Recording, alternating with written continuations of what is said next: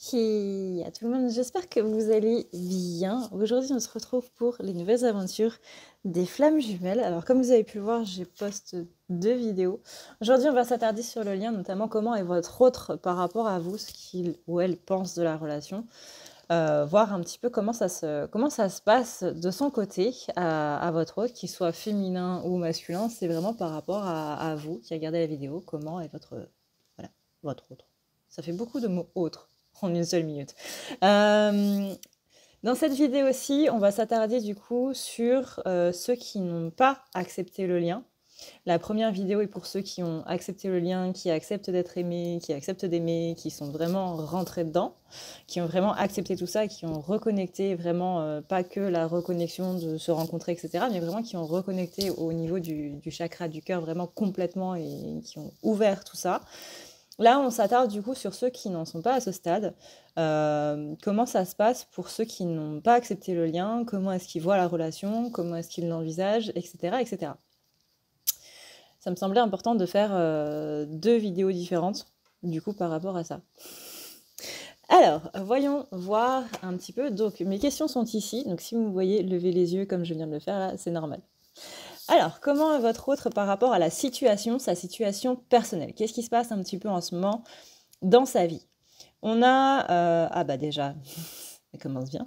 On a le 9 de bâton, on a la trahison et on a la carte de la fidélité. Alors, visiblement, votre autre, il y a un truc qui se passe pas très bien hein, dans ces relations-là en ce moment. Il y a eu une trahison, ça c'est clair, parce que la carte de la trahison avec la carte de la fidélité, c'est qu'il y a un lien de loyauté. Ça peut être un ami, ça peut être un membre de la famille ou autre, mais on a une grande notion de trahison, on a une grande notion de loyauté qui a été complètement bafouée.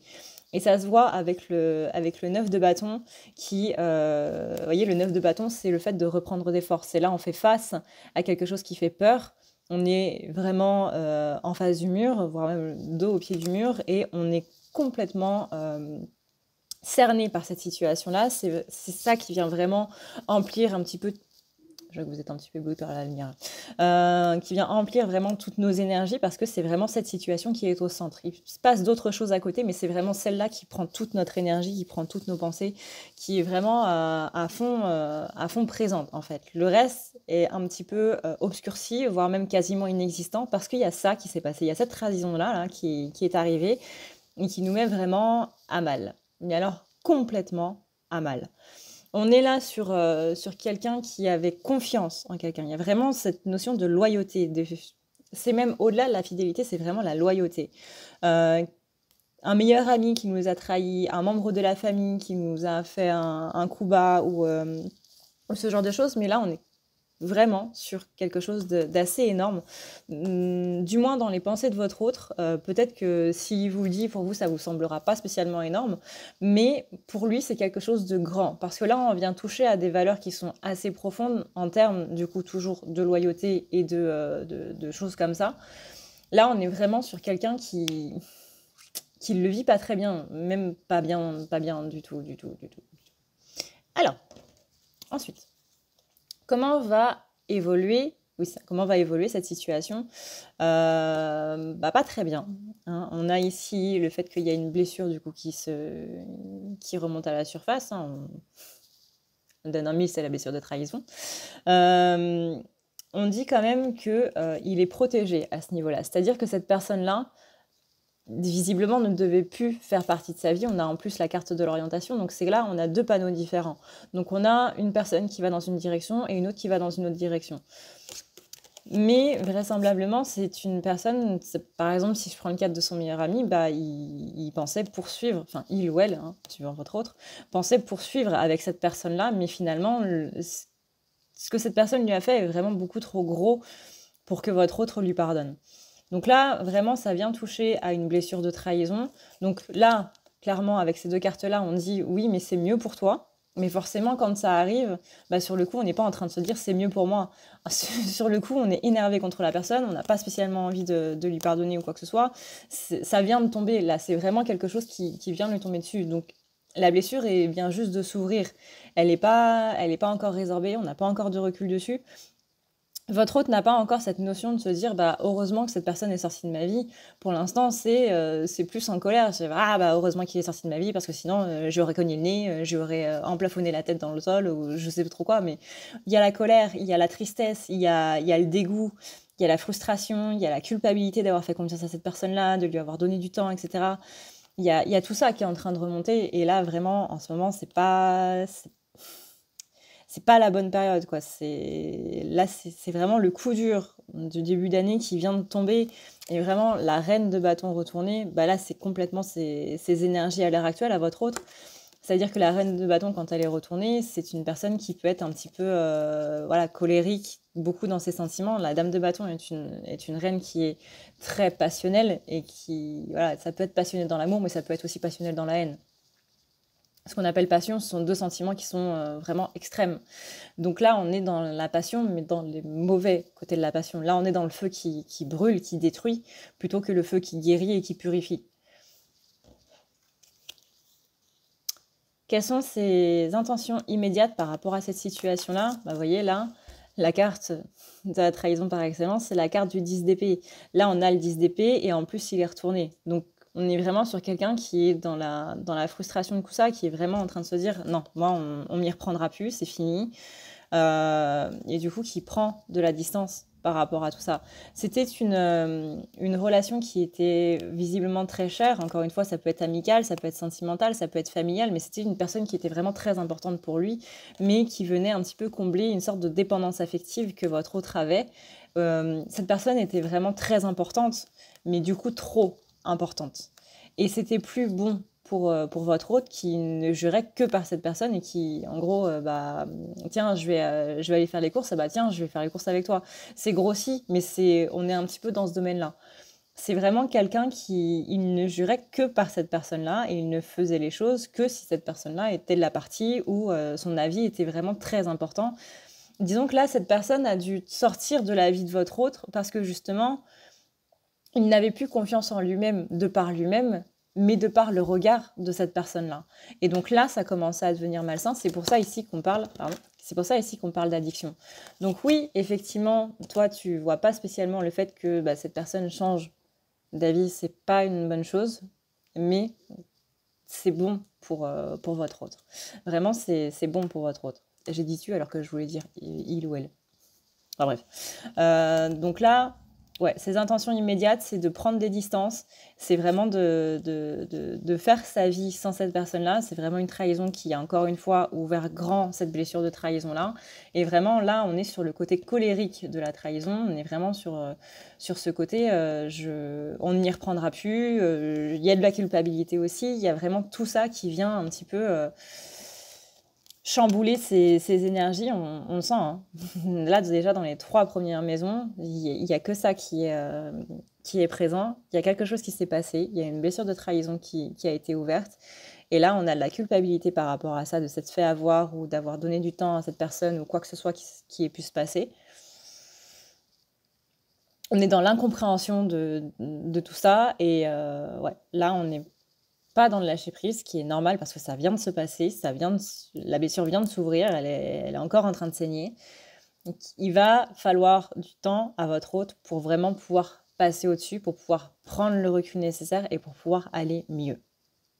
Mais dans un premier temps, ça risque d'être un petit peu compliqué. Après, c'est qu'est-ce qui l'empêche du coup de revenir, qu'est-ce qui l'empêche de revenir dans votre relation, de revenir vers vous, voilà, d'aller vers cette relation. Qu'est-ce qui l'empêche justement de s'ouvrir à ce lien, d'accepter le lien? On a ici, on nous dit que il est un petit peu bombardé du coup par ses blessures et qu'il tarde du coup à envoyer cette invitation, ce message, cette invitation du coup à la relation. Parce que justement, il y a trop de blessures qui sont en train de se rouvrir en ce moment. Mais vraiment, là, vous voyez, on a le 7 de bâton. Le 7 de bâton, c'est la rapidité. Et là, j'ai plus l'impression que c'est 7 bâtons qui sont là pour un petit peu taper votre autre. Et ça, justement, les blessures arrivent trop rapidement. Les unes aux autres, elles sont trop rapprochées.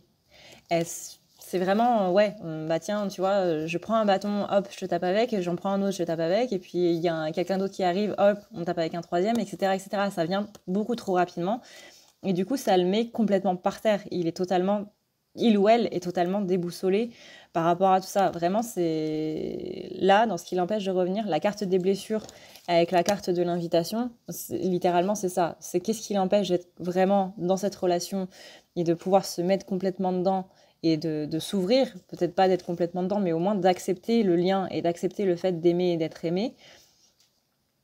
Comme dans l'autre vidéo, c'est justement le fait qu'il y a trop de blessures en ce moment qui sont présentes et qui l'empêchent de pouvoir se concentrer par rapport à ça parce qu'il y a trop de choses dans sa vie qui se passent extérieurement du coup à la relation. Comment il ou elle est par rapport à vous?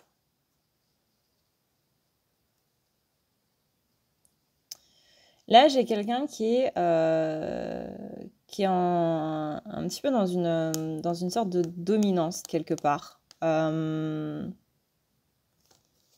voyez là, on a la carte du 6. Oui, c'est ça, c'est le 6. Non. Non, c'est le 4. On a la carte du 4 de Pentacle.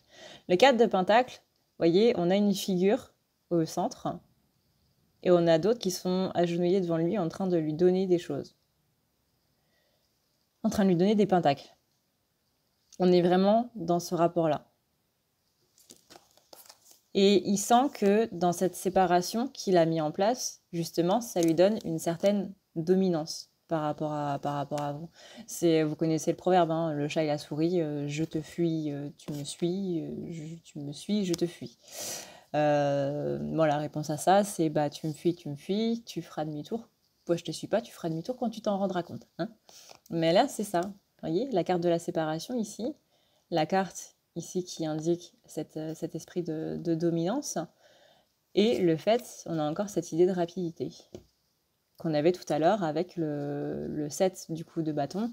On a 2 fois la carte de rapidité dans 2 maisons différentes, notamment dans qu'est-ce qui l'empêche de revenir et qu'est-ce qui fait que qu'est-ce qu'il pense de vous.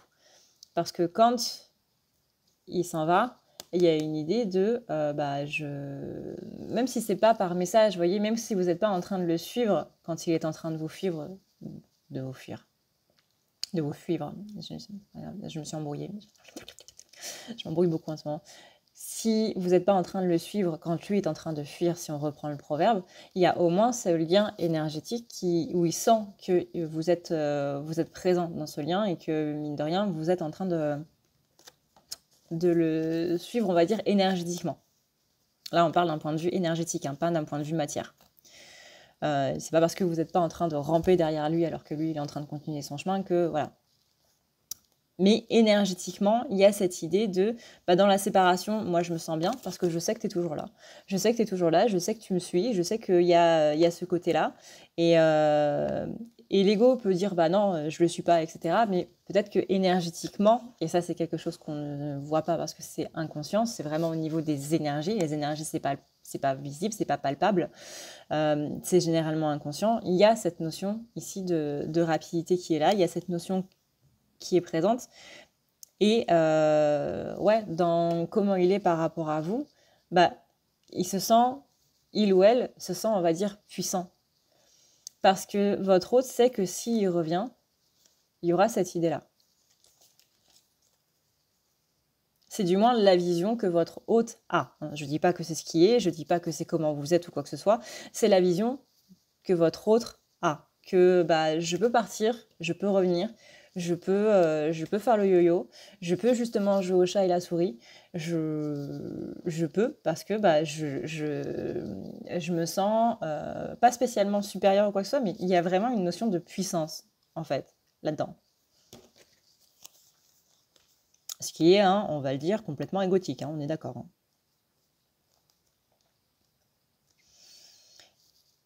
Qu'est-ce il ou elle se dit en pensant à vous?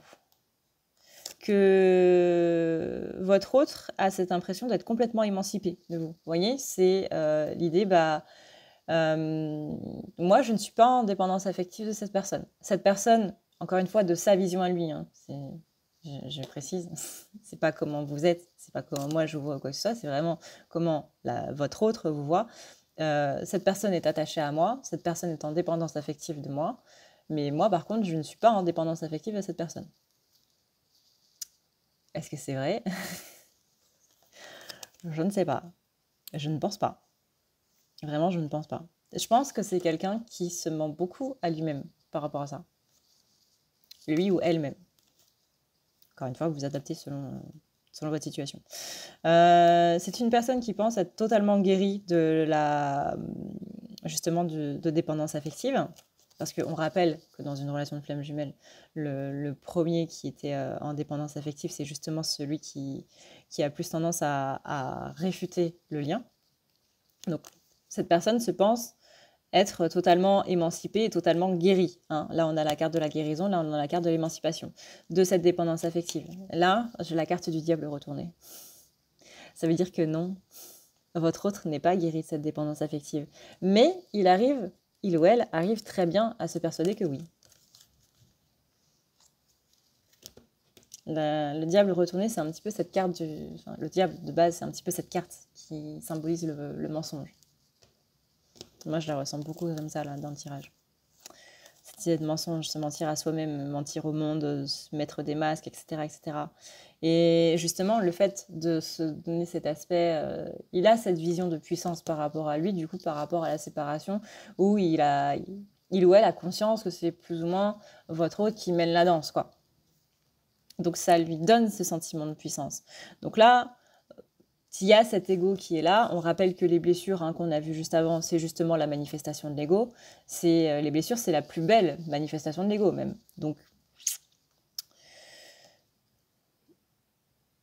et par rapport à ce qui se passe, par rapport à cette trahison qu'il a vécue, justement, lui, encore une fois, a le sentiment, lui ou elle a le sentiment qu'il y a cette notion de, ouais, mais par rapport à cette personne-là, je sais que elle ne pourra jamais me trahir, ne pourra jamais me faire ça, parce que j'ai le contrôle, en fait, quelque part. Faites un petit peu attention à ça, vous qui regardez la vidéo, parce que il y a vraiment cette notion égotique, en fait, dans cette relation, de par son point de vue à lui ou à elle. Ce qui n'est pas spécialement sain. Hein. Quand on est dans une position comme ça, on n'est pas spécialement sain. Donc, que ce soit flamme jumelle ou pas, faites attention à vous. Je ne vous dis pas de rompre avec cette personne ou de couper contact totalement, mais faites attention par rapport à cette idée justement où on a une personne qui se sent puissante du coup dans la relation.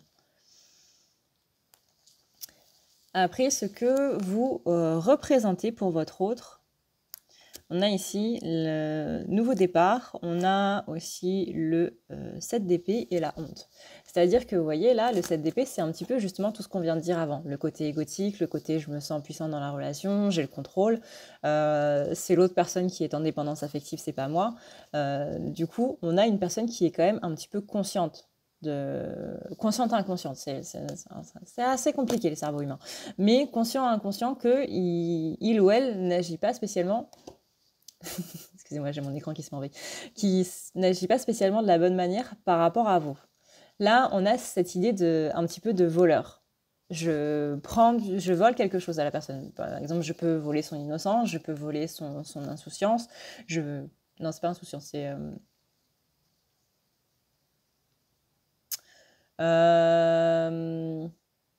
sa gentillesse. Je peux voler son temps, je prends des choses à cette personne-là et je me doute que c'est pas spécialement la bonne chose à faire. On a aussi la carte de la honte. Donc la carte de la honte, c'est je me sens un petit peu quand même honteux de faire ça. Il y a la culpabilité derrière ça, derrière ces agissements, derrière la façon dont il vous traite ou quoi que ce soit, enfin il ou elle encore une fois, il y a cette notion de honte par rapport à la façon dont il agit avec vous. Néanmoins, on a quand même cette idée de nouveau départ. Donc on a une personne qui se rend compte que ses agissements ne sont pas spécialement les bons, qui n'agit pas spécialement de manière respectueuse par rapport à vous. On a cette envie de nouveau départ par rapport à ça. Maintenant, comme on l'a vu, il y a ces blessures qui bloquent un petit peu, et donc c'est ça qui l'empêche du coup de rentrer complètement dans cette relation, d'être complètement ouvert et... J'ai l'impression qu'il me dit que... Non, c'est bon. Excusez-moi, j'étais perturbée. J'avais l'impression que mes cartes étaient plus épaisses que la normale. Mais bref. que il n'est pas totalement serein, en fait, dans l'idée, il ou elle, excusez-moi, totalement serein dans l'idée que bah, je suis aimée et j'accepte d'être aimée, il n'y a pas de problème avec ça, parce que justement, il n'y a plus autant cette blessure de trahison, et j'ai pas peur d'être rejetée, parce que je sais que cette personne ne va pas me rejeter, qu'elle ne va pas m'abandonner, qu'elle ne va pas me trahir, qu'elle ne va pas me traiter de manière injuste. J'ai accepté cette relation, j'ai accepté beaucoup de choses par rapport à mes blessures, et c'est ce qui fait que la diminution des blessures, justement, il est dans cette acceptation du lien, d'aimer et d'être aimé, encore une fois. Ce qu'il ou elle ressent par rapport à vous, on a ici de la sincérité. Voilà. Il sent la sincérité de vos sentiments, et il sent que c'est un amour que vous avez pour lui qui est pur, qui est sincère et qui est beau. Mais il sent aussi cette blessure de trahison, la peur d'être trompé, la peur d'être trahi. Et là, ce qu'il est en train de vivre en ce moment, ça va travailler là-dessus. Parfois, c'est la vie elle-même qui nous fait travailler sur nos blessures. C'est pas nous en allant chercher, en se disant tiens, j'ai une blessure de trahison, d'accord, mais à quel moment, à quel niveau, etc. Quand on fait une introspection, là, c'est la vie vraiment qui vient, c'est pas cette carte, c'est la vie vraiment qui vient lui faire travailler cette blessure de trahison. Et ça, c'est pour votre autre la meilleure manière de travailler sa blessure. Là, ce qu'il est en train de vivre par rapport à cet ami, à ce membre de la famille, à ce côté sentimental, ou peu importe, suivant la situation qu'il ou elle est en train de vivre en ce moment, c'est ça qui va lui faire travailler cette blessure de trahison et qui va lui faire se rendre compte que à côté, il y a aussi des gens qui sont vraiment honnêtes, qui sont vraiment loyaux, qui se sont jamais fichus de lui ou d'elle, qui n'ont jamais joué avec son cœur, avec sa façon d'être ou quoi que ce soit. Donc c'est ça, c'est cet événement-là qui va lui faire rendre compte qu'il y a la sincérité dans vos sentiments et que il y a rien de plus pur que ce que vous êtes en train de lui offrir en fait. Et ça, là, justement, ça va permettre au roi. Tout à l'heure, on avait la reine de bâton retournée. Là, justement, c'est le roi qu'on a qui est retourné. Et c'est ça qui va lui faire se rendre compte que la honte qu'on a vue tout à l'heure, c'est aussi ça, c'est aussi ce masque-là. Le masque, c'est aussi les blessures, parce que les blessures sont forcément assimilées à un masque.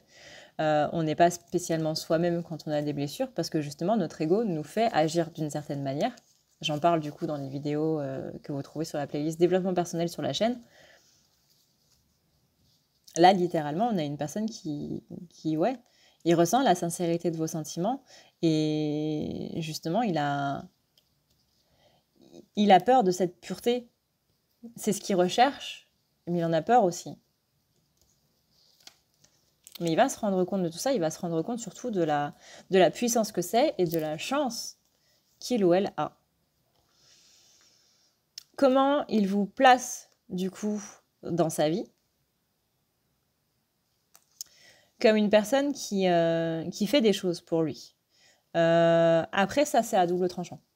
C'est-à-dire que, oui, il y a une personne qui fait des choses pour lui, mais justement, il y a une personne qui fait des choses pour lui. Sans qu'il les demande, sans qu'il envoie de message, sans quoi que ce soit, il y a une personne qui fait des choses pour lui. On a quand même cette notion de magie, c'est-à-dire que c'est une personne qui se rend compte qu'il y a un lien sans se rendre compte qu'il y a un lien. La personne, votre hôte, sait qu'il y a un lien, qu'il y a quelque chose de vraiment magique entre vous, qu'il y a quelque chose de spécial entre vous, mais c'est quelque chose qu'il refute. C'est-à-dire que là, on est dans ce qu'on appelle le déni. Et le déni, on ne peut pas faire sortir une personne du déni tant que lui n'a pas décidé. Lui ou elle. Tant que l'être humain n'a pas décidé de sortir du déni, personne ne pourra faire sortir cette personne du déni. Pas possible. Il faut que ce soit cette personne en question qui ait le déclic. Si vous essayez de lui faire créer ce déclic, ça ne marchera pas. Il se plongera encore plus dans le déni, par pur esprit de contradiction. Et ça, je vous assure que tous les humains ont un esprit de contradiction. C'est assez chiant d'ailleurs. Mais là, on est sur quelqu'un qui sait que vous êtes présent, qui sait qu'il y a une certaine, pas stabilité, mais qu'il y a, vous êtes son point d'ancrage en fait. Là, c'est la carte de la stabilité, mais pour moi, c'est pas le mot stabilité, c'est plutôt l'encre. Vous êtes le point d'ancrage. Vous êtes le truc sur lequel il revient tout le temps. Il ou elle revient tout le temps. Donc c'est ça aussi cette magie, c'est que bah ouais, moi quand je m'en vais là, eh ben je reviens toujours au même point.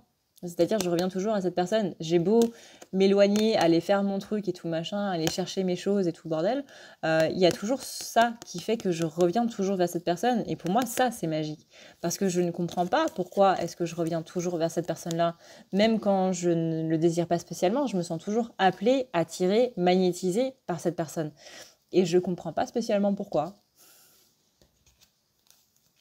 Donc c'est ça où il va dire que c'est magique. Après, ça peut être magie dans le sens mignon, les fleurs qui tournent, les arcs-en-ciel qui sortent des nuages, mignon tout doux et tout machin, tout comme ça peut être dans le côté un petit peu plus pervers, c'est-à-dire cette personne m'a envoûté, m'a charmé, c'est pas de mon avis, vous voyez. Donc là, après, ça va dépendre à quel point est rendu votre hôte. Soit il va penser que c'est mignon tout doux et tout machin, s'il a travaillé ses blessures. Si c'est pas le cas, là, on va être dans le côté un petit peu plus perfide, le côté tu m'as jeté un sort et du coup, tu m'as privé de ma volonté. Ça, je vous laisse juge du coup de voir par rapport à votre situation. Ensuite, c'est comment votre hôte envisage la relation. Là, du coup, on a l'envie. Donc là, on a l'envie. L'envie, on a la carte de l'attraction dont on venait juste de parler. Et on a la carte du monde. Donc ça, c'est plutôt positif. On a une personne qui a envie d'une relation, qui a envie justement de cette complétude. La carte du monde, c'est la carte de la complétude, c'est la carte de l'achèvement, c'est la carte finale, c'est l'apothéose en fait. C'est la dernière arcane majeure qui vient pour vraiment sublimer le tout. On est passé par toutes les arcanes, on a traversé les épreuves de toutes les arcanes, et maintenant on arrive au monde. On arrive vraiment à cette idée de, bah voilà, on a traversé les épreuves, on a atteint le bonheur. Et en plus, on a la carte de l'attraction parce que, justement, comme on l'a vu, c'est une personne qui sait qu'il y a une attraction avec vous. Votre autre en a plus ou moins conscience. Encore une fois, on revient dans cette idée de déni dont on parlait tout à l'heure. Mais en tout cas, il y a cette envie d'avoir cette complétude avec cette attraction qu'il y a entre vous, quoi. Et quel est le message pour vous de la part de votre autre ? Voilà, je trouve que c'est relativement parlant, quoi. Voilà, on a la carte du retard, on a la carte des attentes, et on a la carte du 5 d'épée qui symbolise une bataille. Et tout à l'heure, on avait quoi ? Qu'est-ce qui l'empêche de revenir ? Les blessures. Donc là, littéralement, c'est « je suis en retard, je te demande de patienter ». Après, patienter, ça ne veut pas dire tu m'attends dans ton canapé et tu fais rien. Ça veut dire tu continues ta vie et moi, je viendrai au moment où je dois venir. Mais j'ai conscience que j'ai du retard, j'ai conscience que je te fais attendre, mais je suis en train de me battre contre mes propres démons. Démons, c'est blessures. Donc là, littéralement, c'est un petit peu le résumé du tirage, c'est bah oui, j'ai envie de revenir vers toi, il y a mon cœur qui a envie de revenir vers toi, il y a cet esprit de magnétisme par rapport à toi, j'ai envie de cette relation de complétude, etc. Mais je suis en proie à mes blessures, je suis en proie à quelque chose d'énorme. Là, j'ai une très belle trahison qui vient de me tomber sur le coin du nez. Là, pour lui, c'est le Titanic qui vient de lui tomber sur le coin du nez. C'est pas n'importe quoi, c'est vraiment quelque chose d'énorme. Donc là, en ce moment, oui, je te fais attendre, oui, je suis en retard. J'ai loupé le lapin blanc, mais c'est parce que je suis en train de me battre avec quelque chose de plus énorme, en fait, à l'intérieur. Mais encore une fois, il ou elle, aura du coup vaincu ses démons et aura travaillé par rapport à tout ça, là, il y a quelque chose qui pourra se faire. De toute façon, les flammes jumelles, c'est ça. C'est on travaille les blessures pour pouvoir s'harmoniser, pour pouvoir se mettre, avoir cette stabilité. Et tant que les deux ne sont pas stabilisés, une relation n'est pas possible. Parce que sinon, ça entraîne les clashs entre les deux. Mais vraiment, des clashs très violents. Quand je regarde les deux decks, on a ici la réflexion. Donc justement, il est dans cette période de réflexion par rapport à sa situation, du coup, où il y a un ami, quelqu'un de sentimental, un membre de la famille, etc., qui l'a trahi. Donc on a une réflexion par rapport à tout ce qui va être de l'ordre social. On a le 6 de coupe qui parle du coup d'un retour à la maison, retour au bonheur. Voilà, le foyer et le bonheur. Et on a le choix et la décision. Donc là, ne serait-ce que dans les autres decks, on a une réflexion par rapport à un choix qui va nous amener le bonheur, qui va nous mener vers ce bonheur par rapport à tout ce qui est en train de se passer. Donc ça, c'est plutôt positif. On a une personne qui est en train de travailler sur une blessure qui est relativement énorme. Hein. La blessure de trahison, c'est pas rien. C'est pas rien. Et c'est le premier pas vers, du coup, le travail vers la blessure d'abandon. Parce qu'on le répète, hein, encore une fois, c'est quelque chose que j'ai expliqué dans la vidéo sur la blessure d'abandon et de trahison, que la blessure de trahison cache toujours celle d'abandon. C'est toujours celle d'abandon que vous avez en premier. Et derrière, une fois que la trahison est réglée, on a du coup l'abandon. Et ça, vous pouvez le voir, ne serait-ce qu'en termes de sentiments. C'est toujours la colère qui est là en premier. Mais une fois que la colère est passée, c'est là où il y a les larmes, c'est là où il y a la tristesse qui arrive. La colère, c'est la trahison. La tristesse, c'est l'abandon. La révolte, c'est l'injustice. Le vide, c'est le rejet. Et le sentiment d'être jugé, notamment par les autres, c'est l'humiliation. Le sentiment d'impuissance, du coup, c'est la blessure d'impuissance. Celle-là, elle est facile. Sur ce, et bien du coup, on a terminé. Donc voilà un petit peu comment ça se passe par rapport à votre autre. Donc pour ceux qui sont dans un stade où l'autre n'a pas accepté, la relation n'a pas accepté d'aimer et d'être aimé. Encore une fois, peu importe que vous soyez féminin ou masculin, voilà comment du coup ça se passe par rapport à votre autre. Encore une fois, ça me semblait très important de faire 2 vidéos différentes parce que là, en ce moment, on a vraiment des énergies pour ceux qui sont... pour ceux qui ont accepté le lien, mais je me dis aussi qu'il y en a qui n'ont pas rendu à ce stade et que du coup, c'est bien aussi de faire une vidéo pour eux. Donc j'espère que cette vidéo vous a plu et que voilà. Si elle vous a plu, n'hésitez pas à vous abonner du coup sur le petit bouton s'abonner ou le petit rond qui va apparaître en fin de vidéo. N'hésitez pas du coup à partager cette vidéo si elle vous a plu et puis à mettre un petit like si elle vous a plu aussi. Voilà. Si elle vous a plu, faites la fête, tout simplement. J'espère aussi que cette vidéo vous aura fait rire, que ça vous aura permis de passer un petit moment en dehors du temps, que ça vous aura permis de lâcher un petit peu de votre journée ou de bien commencer la journée si vous regardez cette vidéo le matin, que ça vous donnera la banane. Et voilà. Moi sur ce, et bien du coup je vous dis à une prochaine, dans une prochaine vidéo. Je vous fais plein de bisous d'esquimaux. Prenez soin de vous, c'est le plus important. C'est vraiment, vraiment, vraiment le plus important. Ciao, ciao!